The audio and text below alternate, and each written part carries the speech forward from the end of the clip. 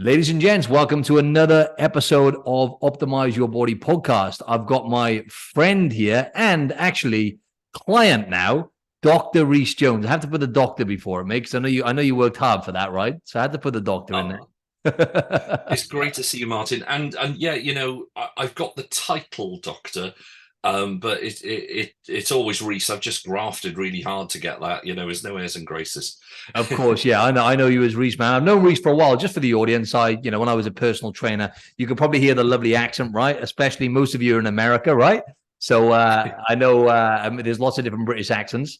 And Rhys is also from Wales. So we're both from Wales. And I know Rhys from back home when I used to PT in the gym, used to train at, right? And we kind of started. I knew you, like I said, we're going to get into this, right? But I knew you from the TV, my man. That's when I first knew your face. And then when I saw you in the gym, I was like, oh, it's Rhys from, Rhys's Wildlife Rescue. So, or Patrol. Sorry, Rhys's Wildlife Patrol. But anyway, just for the audience, Rhys is a university lecturer, a reptile specialist. Yeah, you heard that right. A reptile specialist. We're going to get into that. Environmental consultant, researcher, and broadcaster for the BBC. BBC is huge in the UK, if you didn't know. And the Smithsonian Channel, National Geographic, and the Discovery Channel. He's presented 3 series of the BBC One Primetime Network series, Rhys Jones's Wildlife Patrol, for which he received the BAFTA nomination, which is basically Best Presenter, BAFTA nomination in 2014. He presented 2 series of Rhys to the Rescue, which aired on the BBC Wales and subsequently on BBC Two Network. In addition, he presented on Sir David Attenborough's BBC Saving Planet Earth program. If you don't know who David Attenborough is, and you've probably been sleeping under a rock, he's now an author as well, right? I'd like to definitely add this one in there. So I can only imagine the blood, sweat, and tears that went into that, into writing his own book, by the way. So he's now an author, and he's got a book which is going to be officially on the market from August the 8th. And yeah, Becoming Dr. Jones, A Wild Life is his book. But hey, was that a good intro, my man? I tell you what, when I need to write my resume next, I'm coming to you because you've got all the info. That was amazing. Absolutely amazing. Love it. Hey, Rhys, so just for the audience as well, like I say, Rhys is a friend of mine. He also recently joined my coaching program about a month ago. And as it happens, he's got this book which is coming out. And I know a big drive for yours, Rhys, right, was to kind of get yourself back on top form for the launch of this book. But if you wouldn't mind just telling us, before we go into that, just tell the audience a bit more about yourself. And I pretty much covered most things there, but just tell us a bit more about yourself, and yeah, we'll just go from there. Yeah, well, I'm an associate professor at Cardiff. We call it a reader here in Wales and in the UK. But I know you've got a lot of American clients and people listening in, and they'll know that as an associate professor. So my day-to-day work, there's a little bit of research, mostly lecturing. And I do a lot of science communication as well. That's really, really important for me. I come from a relatively poor background, so it's important for me to do a lot of outreach as well. So rather than thinking, there's a lot of people out there think that, hey, I'd love to go to university, but obviously someone like me couldn't go. And that's what I used to think. So it's really important for me to get out into the communities. I don't expect people to come to the university. I get out into the communities, wider communities, and talk to people that have questions that they wouldn't ask. And they certainly probably would never have the opportunity to do so. Yeah, and I love having people on like yourself, Rhys, who've really overcome a lot of adversity, because with this podcast, everyone kind of knows they tune in mainly for everything health related, nutrition, lifestyle, mindset. We have lots of different experts on, but I really diversifying the guests I get on now. And I just love people who've got a really interesting story, who've overcome a lot of adversity, because a lot of people can kind of resonate with that. And let's be honest, we do look up to people who've essentially gone from, rags to riches like yourself, my man. And I just wanted to jump on today and just have you, share some of your story, because as you said yourself, you come from a very, poor background, right?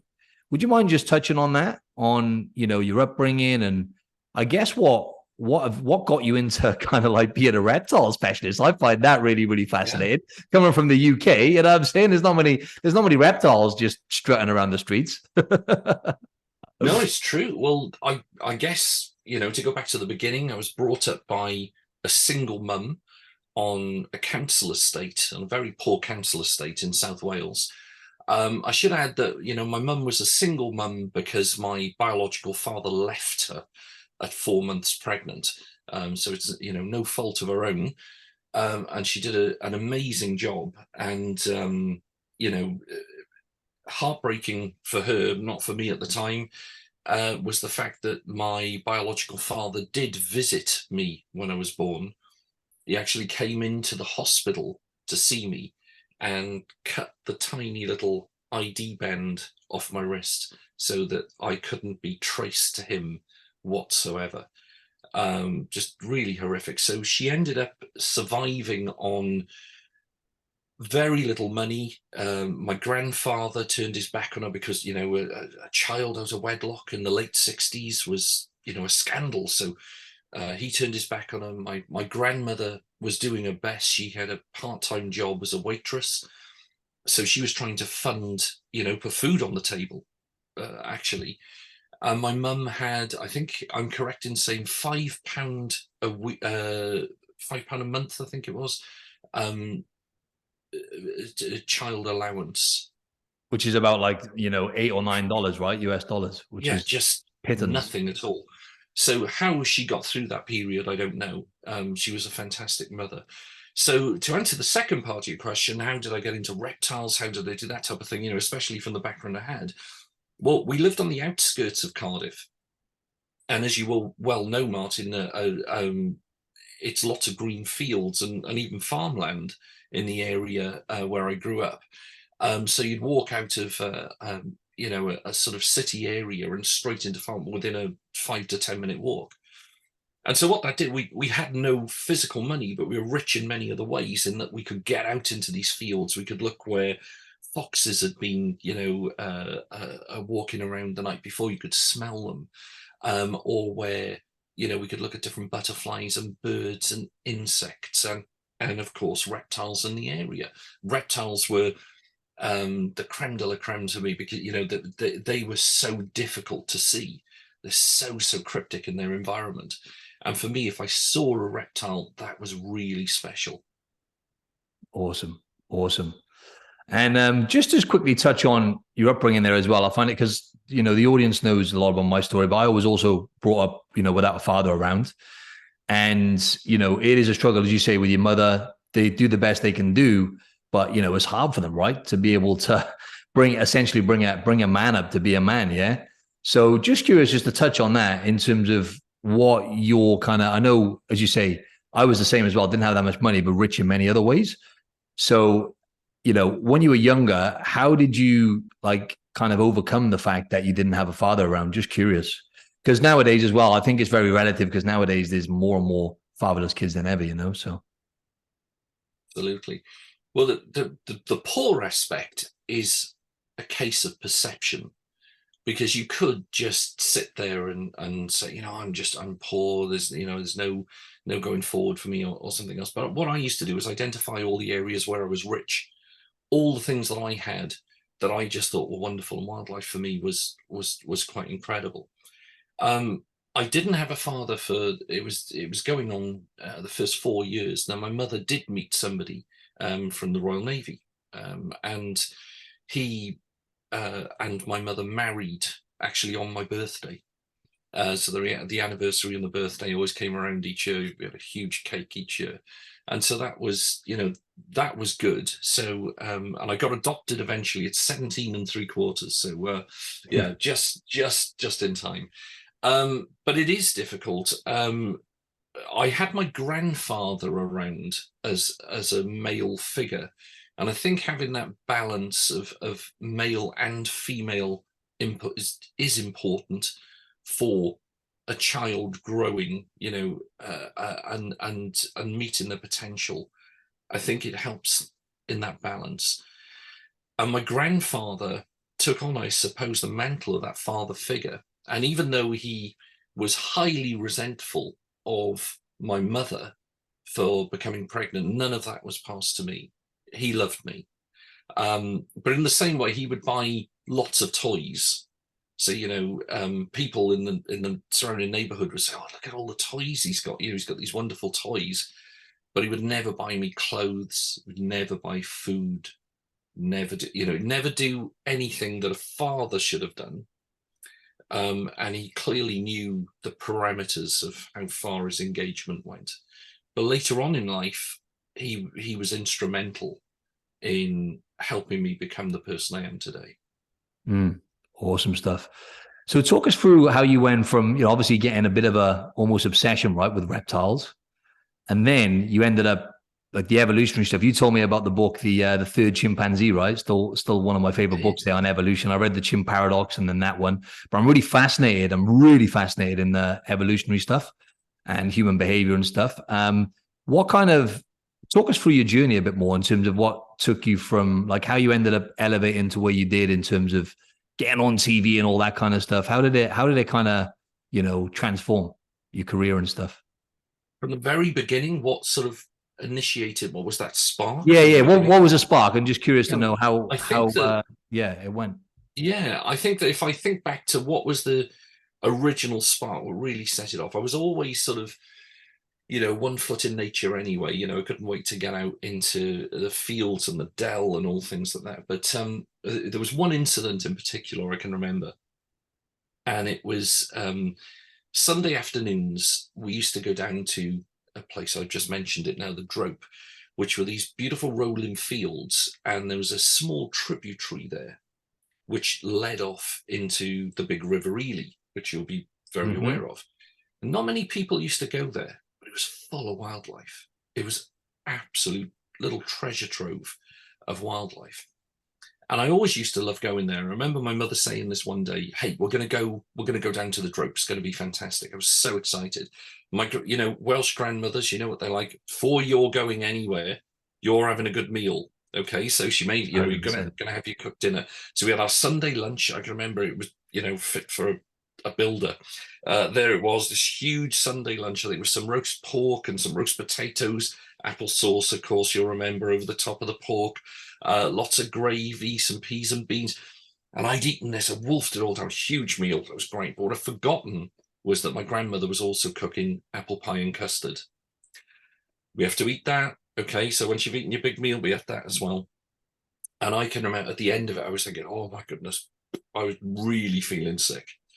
And my mother said, "Right, let's go down to the Drope now." So we started walking down. I picked up my a little book that I used to take with me everywhere as well. So I wasn't very good at reading, but I love pictures. And my favorite book was the Ladybird Book of Dinosaurs, which I was obsessed with. They used to come with me everywhere I went. So I picked that up, off we went. And I can remember walking down there, hottest day of the year, absolutely feeling sick to my stomach. So full, my stomach was so distended. Oh my goodness, I felt dreadful.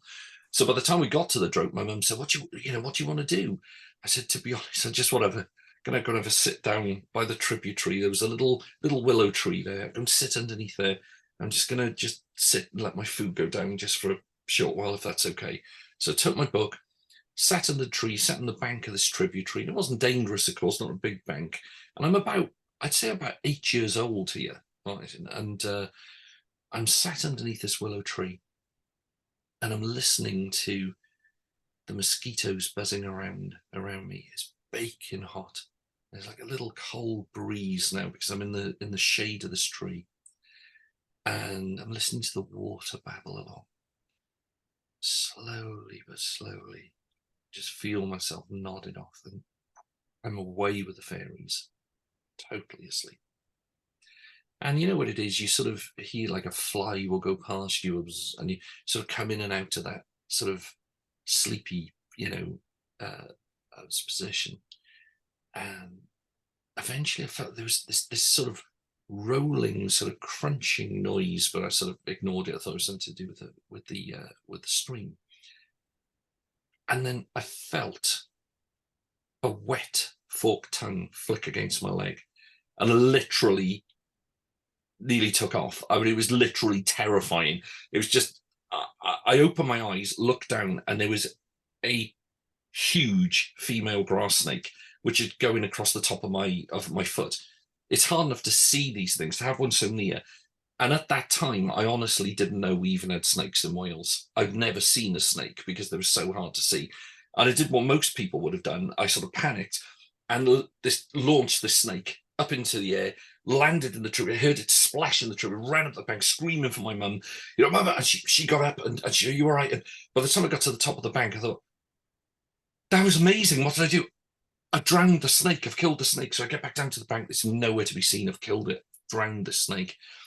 And I sit down in complete remorse, and I'm just there reading my book, thinking, "Oh no, what it was literally the most amazing thing I'd seen, and I've killed this animal, I've drowned it." And then about 5 minutes later, I saw it on the other side of the bank, and there it was, and of course it'd been dipped in water. So beautiful emerald-coloured snake glistening in the sun, big gold band around its neck, and it sort of went past, eyed me, and continued on. Literally the most amazing animal that I'd ever seen. Because we're not looking at a small snake here, we're looking at an animal which is about 1.2 meters long. That's crazy. I've never seen 20 any years snakes old. I've never seen any snakes. Exactly. Yeah. Exactly. So at that time, I didn't know we had snakes. And so a 1.2 meter long snake Jeez. going by, and it's just me and that snake. And it was a magical moment. It was just utter magic. I remember at the time looking down at my Ladybird Book of Dinosaurs, looking down the Ladybird Book of Dinosaurs, looking back up this huge reptile and going, I found the last refuge of the dinosaurs here in South Wales. No one knows it's here. But it was just the most magical encounter. Incredible. No, I was, even when I used to go to, the wildlife places, or the zoo and stuff, I would never have the snake on my shoulders. You know what I'm saying? It's not for me. I'm sure people You listen shouldn't do that because anyway. Yeah. No. I know. It's just pretty cruel anyway, isn't it? Right. So I wouldn't. Yeah, that's probably just as well I didn't do it anyway. But with that, because a lot of people, let's be honest, with snakes, it's like we've got this evolutionary program thing inside of us, right, to be essentially terrified of them, right? Because to a degree. Yeah, to a degree. But it's like obviously, yeah. Go on, you continue. I was just going to say, because obviously some of the most venomous animals on the planet are snakes, aren't they? Yeah, we read a lot about this. I mean, there's all sorts of interesting points I've read, that our color vision, our ability to pattern recognize, that's what I read. Is to be able to immediately recognize snakes and be able to avoid them and all the rest of it. And these are great theories, and they're all good. But I live with tribal people, and I've just seen, young kids going out, oh, snake, and they'll just pick it up straight away. And it's very much like the only thing I can when you see young kids and they're playing by an electrical socket, and you can poke my fingers in there, and then the mum comes along and says, don't do that, and they never do it again. Okay, there's only mum needs to tell them off once. It's exactly what I see with snakes as well. So the young ones come along, oh, look at that, great, and they go to pick it up. They only do it once, and then the mama will come along and they never touch that snake again, ever. Not as soon as mama's told them not to, that's the end of it. They never go near it. And I think that's where a lot of the fear comes from, is that, we're the same with spiders and things like that, is the fact that we're told not to go near them, or we see the reaction of other people, and we immediately think, well, there must be something to be afraid of there. And the other issue, of course, is with both snakes and spiders, unlike a dog or a horse or even a cow or something like that, something that we are fairly familiar with, they're mammals, and we can see that the locomotion is with, they've got 4 legs, and know roughly how quickly they move and how they move. So I know the safe distance, the safe parameters I have, and probably where I'll end up engaging with them, and how far I need to stay away. That's very difficult for a human to process when you've got an 8-legged spider or a snake with no legs. And what happens is you go into panic. So panic would normally be initiated, when you flush the blood, ready to, your limbs ready to fight something, a fight or flight reaction. But because we're not going to fight the animal, we normally we don't quite know what to do, and it's panic. Okay, so it's that same panic we feel when, or certainly when I used to feel when I'd go in and read. I'm dyslexic, as you know, and so if I went in and was in a literary class and somebody would say, could you read the next paragraph, Rhys? I go into panic. because, you know, fight or flight would be, well, I just, you know, attack what's in front of me. Well, I can't go up and punch the teacher for asking me to read the next paragraph. So, you know, I just panic. So all that blood gets ripped from my stomach. I go into this panic mode, and I end up reading the paragraph and then feeling very relieved when the next person is asked to speak. So yeah, the human body reacts in, you know, there's everything we do, there is an evolutionary reason for why we react the way we do. In the modern world, you know, where we're surrounded by lights, engaging with animals that we never would have engaged with, when we're pushed together into you know, communities at a density that we never would have evolved to work within, there are lots of our behaviors now which are not really complementing our lifestyle, and why we've got to really analyze that and be able to for us to have a better life, if you know what I mean. Yeah. And speaking of behaviors and lifestyle, with the tribes that you actually spend time with in Africa and stuff, I know the Hadza was one of them. Was there any other tribes you actually went and lived with? So the Maasai is the one. Sorry, the Maasai, not the Hadza, sorry. Yeah, no, it's fine. So the Maasai, and I mean, I'm talking about the Maasai. Yeah, and what part of Africa? What part of Africa was that? We're talking about Eastern Africa, and you know, there'll be lots of people that say, "I've spent time with the Maasai," and you say, "Where were you?" I was in the Masai Mara and I bought some beads off them.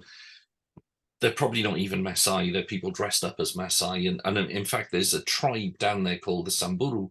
And they basically will dress up like Maasai and sell beads and everything. And everyone's happy. That's great. If you're happy with that, that's great. What I do, I've spent, oh my goodness me, I dread to think how long. Let's just say, you know, probably decades now, working in Eastern Africa with the Loita Maasai, which is the furthest outpost of the Maasai Nation in Kenya. It's very, very remote. And I can remember the first time I was there, it must have taken around 4 or 5 years before I could even get a photograph of a Maasai, a real Maasai. If you asked for a photograph, they would look at you very suspiciously. You know, there weren't many, there were very, very few white faces in that area at the time. And you go to take a photograph and you'd set everything up, and at the very last second they just look away to the left or the right, so all you got is a perfect shot of their ear instead of a full-on, you know, face. And they used to enjoy doing that, as if you don't have the privilege to take a photograph of us, you don't, you know, and you had to earn that privilege, you had to earn that respect with them. And that is something that I am humbled that I've managed to do over many years of engagement.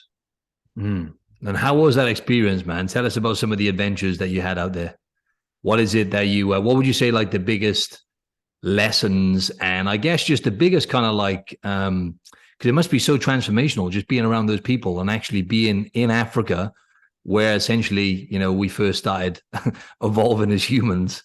You know, because my dad, because like I said to you, my dad wasn't around. Long story short, my dad, like I said, wasn't around, but I built a bit of a relationship with him in my teenage years, and he was in the Welsh Guards. So, just for anyone listening back, he was in the army. He went out to the Falklands and stuff like that. And basically, they went to Kenya in the 80s, and he had this story where they were staying out, basically in, you know, I don't know whether it be the savannah or whatever it was, in the jungle, essentially. And they basically fell asleep in the nighttime, and they had like the fire and stuff like that. And they had a guy in the Jeep with a live round, but they all got drunk, right? You know, soldiers drinking. They all got drunk, right? They woke up, but they left meat out. They got drunk, left loads of meat out on the fire, and they woke up and when they were trying to go to sleep, they could hear the lions roaring and stuff, and they could see their eyes in the distance. And then they basically fell asleep, so in a slumber, right, from drinking. Woke up, the guy in the thing he'd fell asleep, right? So he had the live round there, but he fell asleep, so he was useless anyway. And all the meat was gone from the fire, like, you know, so the lions that came and eaten and they all survived it. There are many times I've woken up, because I sleep in either a mosquito net, which is what I prefer to sleep in, or a small tent. And there's many times I've woken up in the morning and there's big cat tracks around there. They're just coming to have a look. I woke up once, actually. just in a mosquito net, and I woke up and there was a really, really weird smell. What is that smell? Oh, like decaying meat type smell. Really, really weird smell. And I opened my eyes and there was a leopard looking over the top of me. Not hostile, just had no idea what I was. And as soon as I opened my eyes and moved, it sort of panicked and ran off. It was the closest encounter I've ever had with a leopard. Jeez. And, I've woken up other times where I think the funniest one was I woke up in a tiny little tent. These are not tents. These are things you sort of throw over you. And I woke up and I thought, wow, what is the time? I thought it'd be light by now. It's still dark. What is going on? And I was trying to find my watch and I'm trying to find this, and it's really dark. What is it? And then I saw the top of the tent just go down slightly, where an elephant's trunk was just touching it very gently like this. And then the elephant walked away. It had been stood over my tent, just having a look at what I was, gently touching. And people think that elephants come through, stampeding through areas. Well, I can tell you, I have to do washing and everything when I'm out there. Obviously, you wash in a bowl, and you run a line across from a tree to a tree, put your washing out to dry. And I've never had a washing line taken down by an elephant, but lots of elephants come and just work out what they are, poke the washing, and they walk off. Never anything trampled by them. Is so they're generally really sweet as long as you don't frighten them. And obviously, if they've got cars, you stay well away. But the interactions I've had with wildlife have been out there have just been incredible. What about the baboons? What about baboons, Rhys? Because my dad was telling me a story about the baboons. He said they were terrified of because they used to. I hate to say this, right, but they used to use them as like target practice and stuff. Apparently, yeah. So tourists again have ruined them. So I can remember going to Kenya and I would sit with baboons, even the big males, and they've got the canines are just incredible on them. They come through the camp. You didn't feed them. They were fine. They'd go past, the young would go back. You'd see the females carrying the young. Wonderful, not a problem. Then people started feeding them. And that was the issue. So there was a tourist attraction actually in Kenya called Baboon Cliff. And I can remember visiting that before, and you could sit with the big adult males. Not a problem at all. Then people would come in, start feeding them bits of sandwich and all the rest of it. Now you wouldn't get out of the car. It's really sad. It's we have a great responsibility. We're going there. It's not Disney World. This is real. And you can't just go around feeding animals and engaging in that. There are parameters, there are responsibilities, and those haven't been met. And that has led to a lot of wildlife interactions, just unfortunate ones. And we're seeing more of it. People getting out and taking selfies with things. You just go, what are you doing? I saw a video of somebody jumping out of a car to get a selfie with a lion. Oh my God. And that, to me, you talked about evolution, that's natural selection right there. If you're stupid enough to do that, absolutely ridiculous. Crazy. Rhys, what was your scariest ever experience out there in the wilderness with animals? I mean, encounter with animals, or just in general, like what comes to mind? I've had funny ones. Scariest. Let me say. I wouldn't say scary. I say the closest call, or the closest you've been to death. Oh, I've had lots of close calls. I woke up with a boomslang in my bed once. Boomslang is a venomous snake. I don't like using the word deadly snake, but potentially, you don't want to get bitten by it. Let's say, especially when you're in the middle of nowhere. And I woke up and it was it had come into the sheet. Of course, I'm nice and warm at night. It gets really cold in Kenya at night. Of course, it came in, snuggled up. It was fine. As soon as it saw, felt me move, it gently moved off, and that's all you had to do. Not panic, just let it move off. But I've woken up with all sorts of animals around me. I got stuck in a forest, in a fire once, and these fires, they rip through the area. You get lots of fires which can start by either a piece of broken glass or something just igniting. It's bone dry. The habitat of the savannah is bone dry, And I can remember one day you could smell smoke, and I was like, "Oh, God, run!" So we literally ran down towards this river and jumped, into the river to get ourselves as wet as possible, and realized we were going to double back into this fire because it's burning so rapidly through that actually once you get through the immediate wall of fire, on the other side you're fine. And that's what I decided to do. And so I ran through one side to the other, got to the other side, and oh, that was lucky. Whew, looked up like that, right into the eyes of a lion, right in front of me, and she just done exactly the same as me, as we nicknamed her Tinderella. I can remember, and she was, you could see a little, couple of scorch marks, and she just looked at me. I looked at her. She went, just walked off. It wasn't an issue. She just like, it was like, oh, that was a close call, and off we went. So it looked worse than what, you saw this wall of flame coming towards you. It was really frightening. But you realize it's burning so fast that you can actually run through. As long as you're, fairly wet, you can run through it and get through to the other side. But yeah, lots of close encounters. How about Tiger Rhys? I read a really, really good book called The Tiger. Have you read The Tiger? I haven't. It's about the Siberian tiger, and it's a true story. It's a true story back in like the 90s. Long story short, there was like this Siberian tiger going through, what is it, like Russia, like obviously Siberia, Russia. And they're the most, like, I guess, I don't want to use the word deadly either, but they're the strongest, obviously, type of tiger. And because obviously they've had to evolve in that, they originated in Africa, right? It's in the freezing cold temperatures in the Siberia. So they've had to evolve to adapt to that, of course. Yeah. But anyway, it's going around again, humans, messing things up. And it ended up this one tiger just going around and hunting and just on a manhunt and killing loads of people.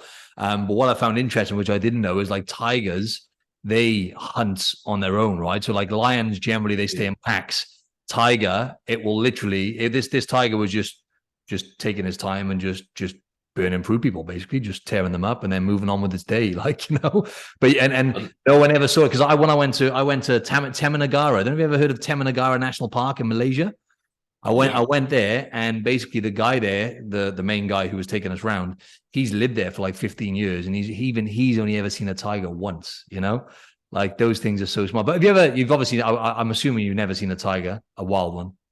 Well, we don't. I mean, there used to be the land masses. You said very interestingly there. You said with tigers evolving in Africa, of course they're Asian, but lions, of course, yeah, of course. No, it's fine. You'll still find lion. These land masses used to be far more accessible. So there's Asiatic lions, for instance, that are hunting in packs.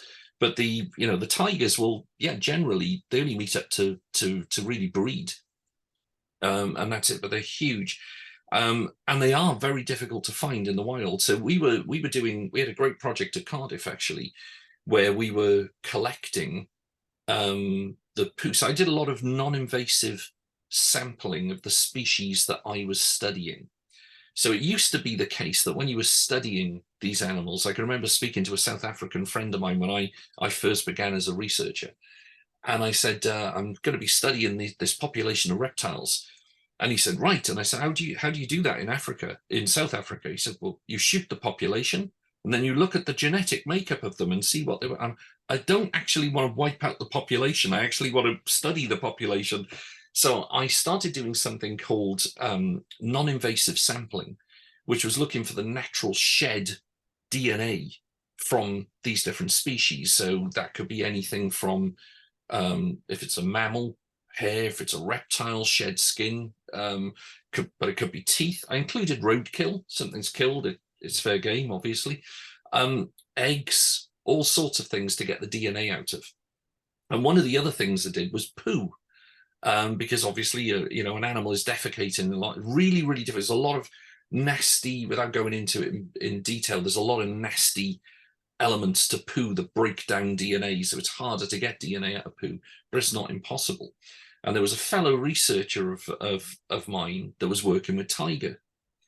And he decided to make me a little video of what he was doing. And he was out in India collecting tiger poo, and from this poo he was going to be able to look at the population density and be able to identify the different tigers from the genetics, the DNA in the poo. Fabulous. Poo is just lying around, you collect it, and you get a real idea of the makeup of how many tigers are in the area and all the rest of it.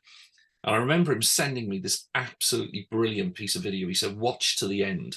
So I said, fine. And he's there going, Rhys, he said, here I am. He said, I'm looking for the DNA from tiger poo. I've never seen a tiger in this area, but we know tiger are there because here is the evidence, the DNA in the poo. He's finished the video, he's very proud. When you play the video back, as he's talking to me about the DNA and the tiger poo, behind him, this big tiger walks out, looks at him, and walks on back into the rushes. And he had absolutely no idea that tiger had gone past. It was just the funniest thing. Jeez, that is like, and it just goes to show, doesn't it? I was going to ask you just quickly on that topic. What's your thoughts on the future of everything, you know, with animals and certain animals becoming more and more, you know, obviously essentially dying off? And what's your thoughts on the way it's going to go? Because it's really sad, man, you know, really sad with the way it's going. It is. And, you know, climate change, I just used to get laughed at. I used to take my students out onto beaches in Kenya, down in an area called Wutamu, and I used to talk about plastic pollution. This is nigh on 20 years ago.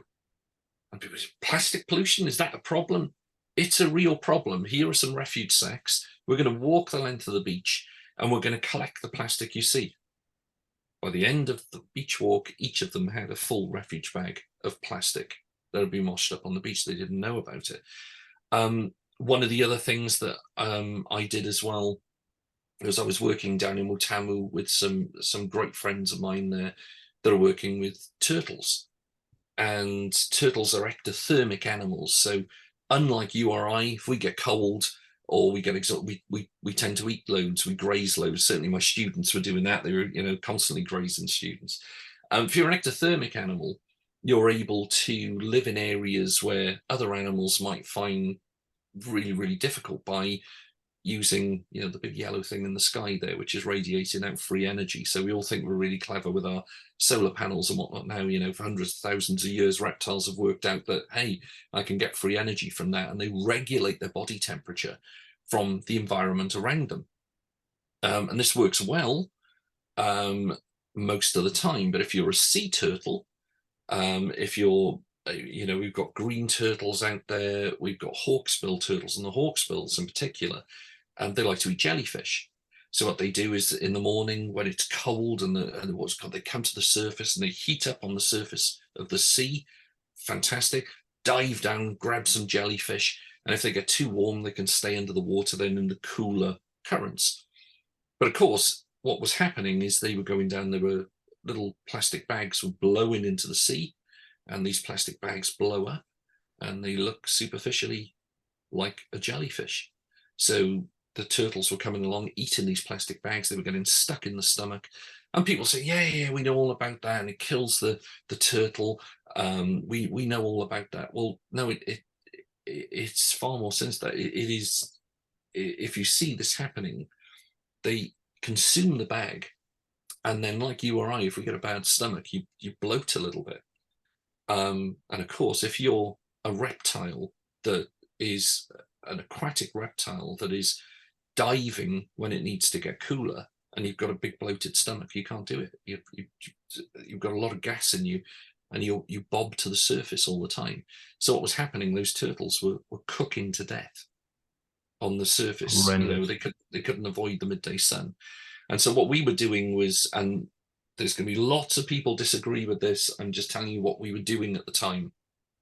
For education purposes, we were talking to local fishermen about this and saying, hey, you know, we really need you to help the turtles. You know, if you see a turtle in distress, come and bring it into this wonderful center that's in Wutamu, and they will, you know, help the turtles. And in the end, while I was there, we were actually paying the fishermen. What are you going to make for the meat of this animal? They said, okay, great, we'll pay you double. And they were bringing the turtles to us. Just found this one on the surface, you know, and you're able to X-ray the turtle. You're able to see where the blockage is.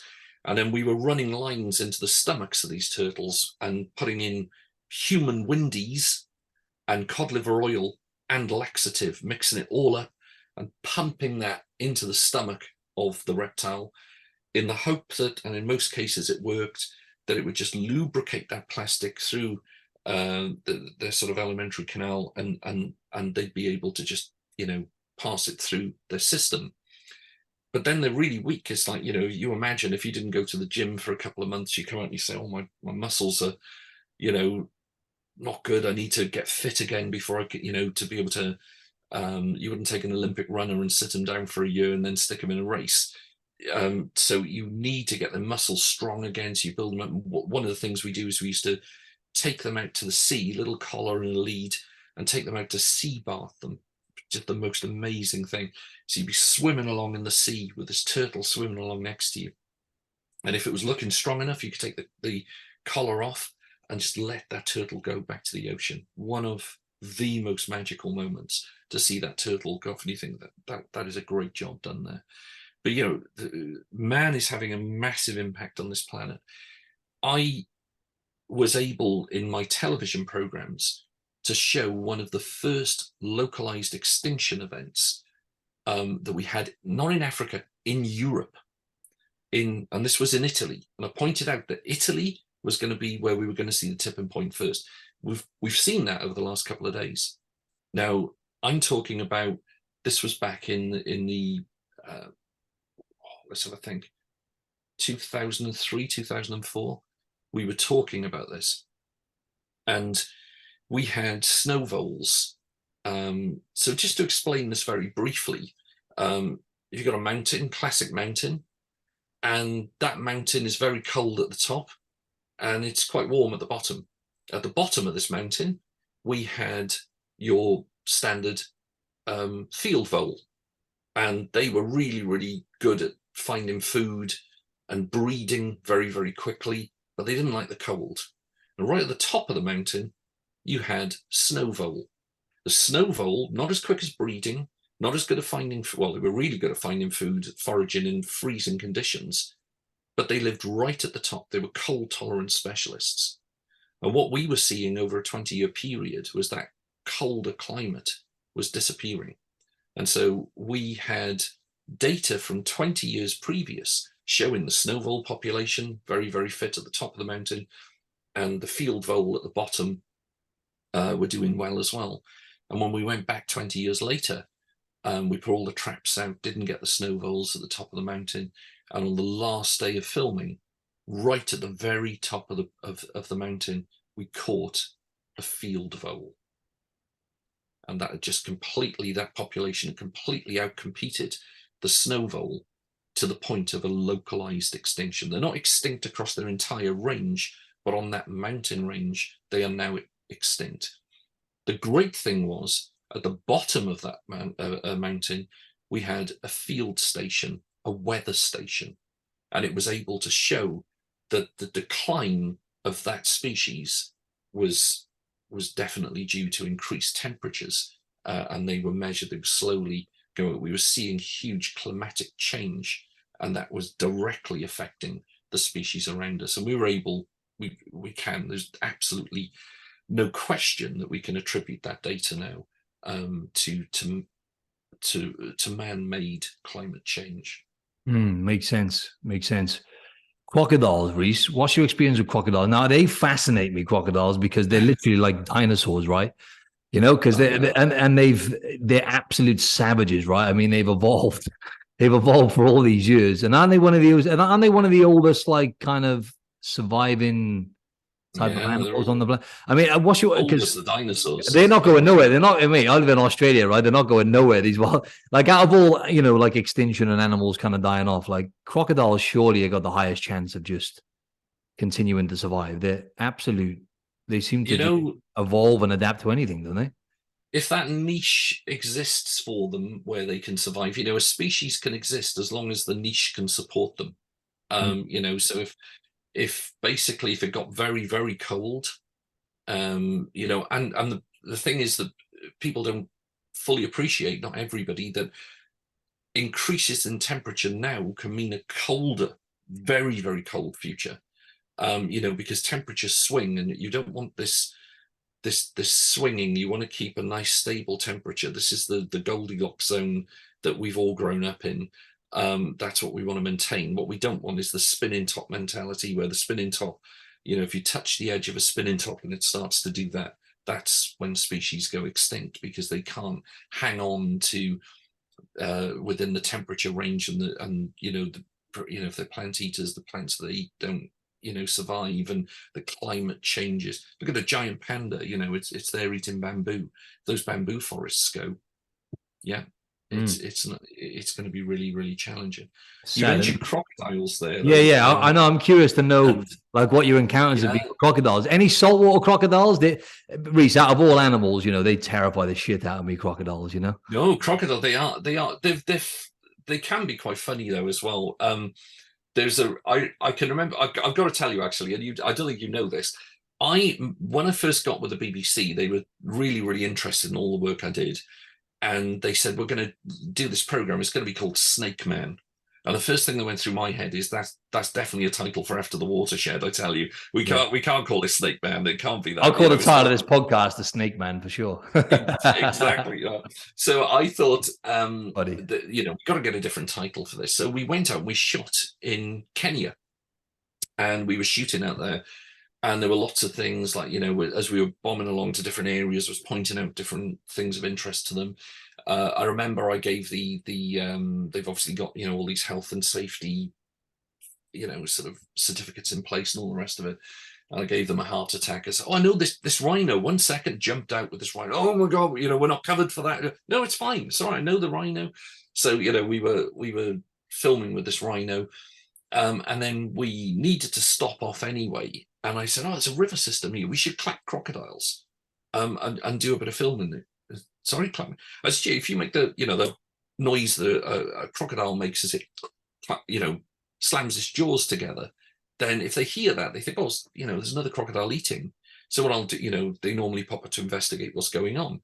And you can make another noise as well, which sounds like a youngster. I just did the crocodile clapping at the time.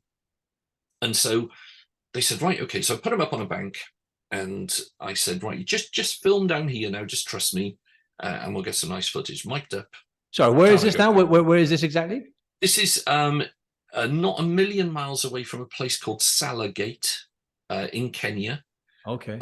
And it's very, very dry region, but there's a big river that goes to the middle of it, and it's full of crocodile. These are Nile crocodile. They're big crocodile, big crocodile. No doubt. And so I went down to the beach, and what I'd done, we had some goat in a bucket, chopped up goat, which you're going to eat, chopped up in a bucket. And I went down to the water's edge, and I did some crocodile clapping, which is what a lot of the locals will do. And all of a sudden we see these eyes come up. So I said, look, just keep filming. I'm going to show you how to do this. And you're going to be able to see a crocodile come out of the water and all the rest of it, and I'll give it some food, and it'll make interesting viewing. So started clapping, look forward, pair of eyes, break the surface of the water, and it comes forward. That's a big crocodile. That's going to be great. And then to the left of that, so another pair of eyes come up. It's coming out. That's brilliant. So I'll just bring these crocodile out. That's great. So this crocodile comes forward, another one. And then to the right of the original one, we see another set of eyes come up like that. And another set of eyes. So you've got these 6 crocodile now that we gently bring out of the water. And I walk along, feed them each some goat, like that. And then when we finish, get the bucket away, and then gently push them back into the water. Okay, just tap the nose, get them back into the water. And I turned to the camera and I said, and that's crocodile clapping, and walked off screen. And the director went, Katya, that's amazing. He said, I thought you were only getting 1 crocodile out of the water. I said, yeah, so did I. So, there was no control over it at all. As soon as 1 crocodile comes up, that's the end of it. You get 1 crocodile come up, another crocodile, that's it. You got no control over it. But so when they all start coming up, so you see their eyes come up, and then they start, and what happens then? They just start kind of moving towards, like, where did you put the goat? Where did you actually put the? We just had chopped up goats. So basically these crocodile, they come out onto the beach, and they don't come up too far, too close, but just close enough that you can feed them. And the safe parameter to be able to feed them, to stay with them, and then gently get them back. Can they move fast on ground, crocodiles? No. Yes, they can. They can they really? Yes. I've always been curious about this. Yeah. So if I'd have turned the other way and started running, yeah, but it's all down to your behavior as well. I see. Okay, and standing your ground and being authoritative. Yeah, I got you. So speaking of the, is it the Maasai tribe? Yeah. So yeah, Yeah. So obviously, just to switch gears a bit, obviously you joined the program recently, right? And just curious to know in terms of like where you were at with, because health and fitness has always been a big part of your life, right? Staying active and It has to be it because of has the to be, places I am, because there's of no, course. we have a little box we take with us which said first and only aid, Yeah. because no one's coming to help us. Yeah, of So you've got to course. stay fit and healthy. Yeah, so I see. So that was what kind of really was the main thing to get you into. Did you? If I got this right, I was thinking this the other day. I don't know if I made this up. Did you do any type of martial arts or anything, or am I making that up? Yeah, I'm a Bujinkan Ninjutsu. I used to That's be a right. Bujinkan Ninjutsu instructor, not an instructor anymore, still a practitioner. I'm very proud of that, and I've done a lot of martial arts since I was a young boy. Since I was, my mum made my first gi for me. I see. She got some material. I had this wonderful spot, white with blue polka dot gi that she made for me. It was wonderful. Hmm. I probably thought it was going to be the next Shogasuki then. Hmm.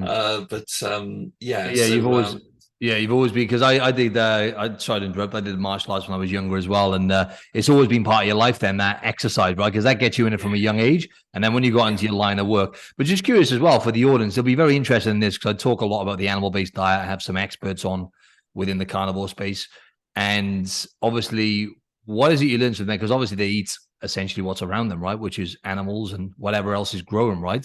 And when I brought you onto the yeah, program, we were chatting about this yesterday, weren't we? I was like, right, we're gonna yeah. have to eat more protein. We're gonna have to get more, meat and eggs, and it was no problem for you. No questions. You just literally, it's because you were with them for so long as well, right? I bet that helped. When in Africa, so it's great. Exactly. Yeah, so popping down to the local spa with a Maasai is not an option. So you basically you're self-sufficient. You have to make sure your food is with you wherever you're going, and you're normally packing things up and cooking. Normally in the morning, sometimes the night before. Normally in the morning, and then you let things cool down and pack it and leave. The Maasai, contrary to belief, they don't eat the wildlife around them. They tend to herd cattle, so they eat a lot of beef, a lot of beef. But they also, and this will sound strange to you, they make blood milk as well. So they dart the side of the neck of the cow, extract some blood, mix that with with milk to make a cheese. So you have a blood cheese. Ugali as well, sort of like a mixed corn bread. Various vegetables that you can get around there, but normally ugali and meat is the main diet. So normally when I go, the first day I go there, I normally bring a sheep with me, a sheep or a goat. A sheep in particular, they love, and a mature sheep, mutton is what they like. And we've only got used to lamb here. Traditionally, kings would have wanted mutton. That was the really flavoursome meat, the mature meat. So I take a mature sheep with me, and we have a meat feast when we go there, a celebration where the chiefs and the elders and the local Moran warriors, everyone is invited, and we feast that evening around an open fire. And that is literally, that feast is meat. There is nothing else with it. It's meat that is passed around and around, and each person takes a section of meat. That is the meal. The Maasai tend to eat in the morning. So you cook and you eat, the mornings in Kenya, especially where we are, because we're quite elevated. If you're looking at Nairobi means place of cold. It's cold. It's really cold. So, in the morning there, you're in a fleece and a lot of people don't think about that. So in the morning, you sat around a fire, you'll make your breakfast, you'll eat. It gets really warm in the center of the day, and then gets colder towards the evening. And the evening is when you eat again. So in that area, that time in between, they don't tend to eat at all. And in fact, they hardly drink at all. It's quite incredible. I'm there sweating buckets, you know, the token Welshman there, lots of water, and you say to them, would you like some water? No, I'm fine. And they carry on. But, you know, if you see it, they are absolutely cut to ribbons. You know, there's no fat. They are fit as hell. Shredded, aren't they? And they will just run all day. I can remember once I was training for a marathon, and I got over there. So, is there any training partner? Yeah, any of it. You know, just folk. No one bothered training. They just jog along with me for how many kilometers I thought I could handle. You know, it's just a stroll in the park to them. They just do that. That's their daily, you know, commute to work. In that Just in that heat as well, isn't it? Yeah. Insane. Just to, I guess, kind of wrap this up, I'd like you to share with the audience, because even for someone like yourself who's always been fit, healthy, strong, right? Obviously, we had the pandemic, a lot of shit happened in your life and everything else. And obviously, you know, essentially you kind of let yourself go a bit, right? And then you joined the program and you said, like, within the first 30 days, you felt better than you had in like over a decade, right? So talk us through, like, I just, because people will resonate with this in terms of like what kind of happened with you not prioritizing yourself, and then how you've kind of switched your mindset and leveled up since you've joined the program. Yeah, well, COVID affected me badly. COVID affected some people where they got a sniffle and they said, hey, you know, apparently I've got COVID, and that's fine. It actually killed my biological brother. He died in the first year of the pandemic, and it affected me quite adversely as well. I had a lot of swelling around my spine. Basically, had swollen up so badly that I lost the use of my left leg completely. I was on crutches, to the point that I couldn't even bend my toes. So my toes, you'd be walking along and then you'd suddenly realize your toes had bent underneath your feet, and you'd have to stop and try and pull your toes out again. I was a wreck. It really, really affected me badly. And it was quite frightening. And because I wasn't exercising or walking around, I put on a lot of weight. And there was a picture that my girlfriend took of me, and we were sort of sat down, and the dog had come over, Daisy, and we had a photo taken. And I looked at myself in this photo, and I couldn't recognize the person I was looking at. I had put on over a stone in weight, and I just looked terrible. And I knew then, you know, you're shortening your life if you know, and the quality of your life if you remain like that. So I had to do something, and I had to do something quickly. And I started to do what I thought was the right thing, which was get out running. We're going to do lots of running. We're going to try and do running. My leg was at a point where I had back pain, but I could now use it again. So I started doing jogging. I started, you know, trying to change my diet slightly, doing all the things that you think you should be doing to lose weight. And I think that's the difference, was trying to lose weight and lose weight only. And then just by chance, something came up on Facebook with you. Then you noticed I had a book coming out, and you said, hey, you know, how are you doing? Great. We got chatting, and I was able to say to you, you know, look, this has happened. Oh, hey, you know, I'm running this great program. How do you fancy having a go at it? And I think some of the things with the take home for me was that it wasn't the weight I needed to lose straight away. I needed my mobility back, because once I got the stretching and mobility, and this didn't even cross my mind, it was the stretching and mobility that made me feel better. And when I started feeling better, that's when I wanted to be able to increase walking, get down the gym, because all of a sudden now I could execute those exercises that I wasn't able to through pain before in my hip and leg. I don't have anything now. Squatting, I'm doing all sorts of, you've got me contorting in all sorts of different exercises there, which I've never even seen before. And I feel fantastic. And I feel the best I've felt in genuinely in over a decade. And you realize that, you know, health and fitness is not something I'm sick of seeing these adverts. Saw one this morning, you know, it was about somebody following the diet that Arnold Schwarzenegger, you know, followed. And I did this for a day, and this is what happened. Really, a day? or a week or a month. These are not, health and fitness is not a short-term fix. It's not a push button solution and, oh, there's the answer. Did this for a week. Now everything's great. We've got to get into our heads that health and fitness journey is a lifetime journey that we undertake. And there is maintenance. And I always laugh at the fact that we never treat our cars the way that we treat our bodies. We never say, it's run out of oil, just keep going. We'd never do that. And so we've got to get that mindset that, health and fitness, we're not going to be healthy and fit within a week of us starting, but we are going to progress. And it's going to be a slow progression. There's going to be ups and downs. But, if you follow that journey, you're going to have a healthier, happier life. And you're going to get more out of life. You're going to meet your maximum potential. Love that, man. And also just no cardio, right? As well, a lot of people get the wrong idea. They think of fat loss and they think cardio, like you were doing, right, on the treadmill and spending a lot of time you didn't need to spend. Now you're putting that, and also, so that's one thing, right? We've been doing a lot of strength training. And then the other thing then is just the nutrition is rather than taking stuff away, we've just been constantly adding things in, right? So you don't ever feel restricted either, right? And you've lost 7 pounds within the first month as just a side effect of those things, right?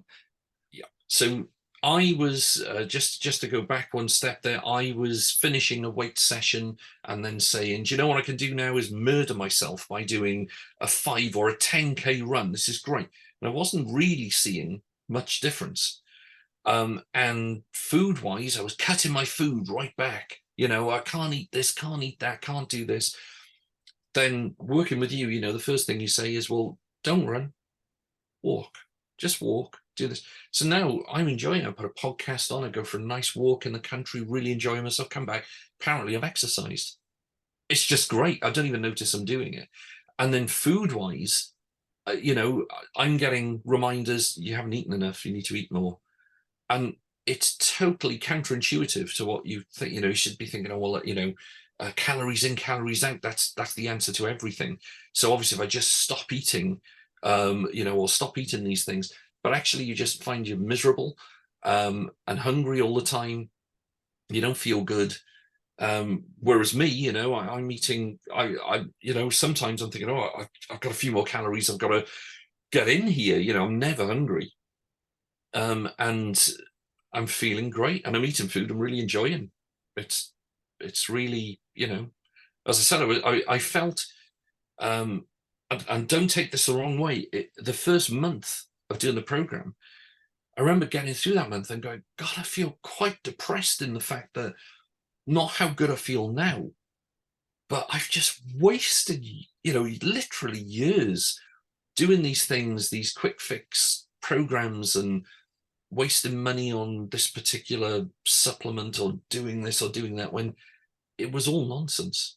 And actually what I needed to do was follow a fixed program, listen to professionals. We're not very good at listening to experts anymore, are we? But that's what we actually need to do, is listen to people in the know. And, I went to listen to somebody who I looked at and went, well, I'm looking at you. I'm looking at photos of you. I'm looking how you speak about it. You clearly know what you're talking about because, you're walking the walk there, not just talking the talk. And I think that's majorly different as well. If you see somebody looking like you would love to look, it's never going to happen for me, but you know what I mean? I'm never going to reach that potential. But if you aim there and you get to there, you're okay. You're doing okay. That's the type of person you want instructing you, somebody that's gone there before you. With my students, they're always assigned a student mentor, somebody who's 1 year ahead of them, who has done all the things that they're doing now, has got the badges, he understands exactly what's going on and how to advise them. The last thing they're going to do is come to me for advice on what's the coolest nightclub to go to, Dr. Jones, in Cardiff. They want to know the person who was there last year. They want to know the person who is walking the walk, doing it, being there, training, looking like that. Okay, and that's why I came to you. And a wise man will always learn from other people's mistakes, isn't it? Because I've made so many mistakes on my journey as well. I've been through my own struggles with relationship with food and everything else. And you want to be able to just save yourself the time and effort, right?